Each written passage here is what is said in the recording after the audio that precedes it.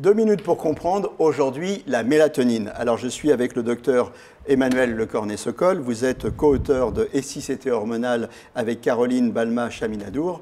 La mélatonine, qu'est-ce que c'est? C'est une hormone? Alors c'est une hormone qui est fabriquée dans le cerveau au niveau d'une toute petite glande qui est vraiment au milieu du cerveau qui s'appelle la glande pinéale. Et alors à quoi ça sert? La mélatonine, elle va permettre de réguler notre sommeil. Lorsque vous vous exposez la journée à la lumière du jour, votre corps il va commencer à mettre en route un système de fabrication de mélatonine.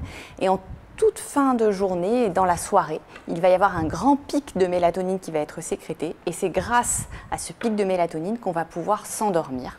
Donc le régulateur, là, c'est la lumière. Et oui. Ce qui explique aussi les problèmes de déficience de sommeil avec les écrans. Parce que l'organisme ne comprend plus bien. Oui, le problème c'est que les écrans vont entraîner une perturbation de l'arrivée de la lumière et donc une perturbation de ce cycle de la mélatonine.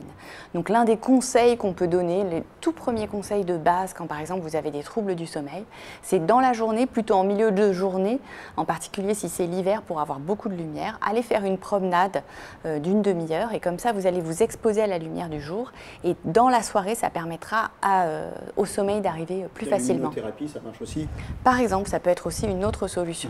Alors, la mélatonine, il y a des médicaments qui utilisent la mélatonine, par exemple pour le jet lag, tout ça, ça fonctionne? On arrive à leurrer un peu l'organisme avec ça ou pas? Oui, c'est la première utilisation historique, c'était effectivement pour vous réguler, c'est-à-dire que quand vous rentriez chez vous et que c'était l'heure de vous endormir alors que vous aviez été ailleurs 8 heures plus tôt, hop, vous preniez votre petite mélatonine, vous vous endormiez et tout allait bien. Mais aujourd'hui aussi, on l'utilise comme médicament naturel chez les patients qui ont des troubles du sommeil. Ça se trouve en pharmacie, il faut bien demander conseil à son pharmacien pour le dosage surtout.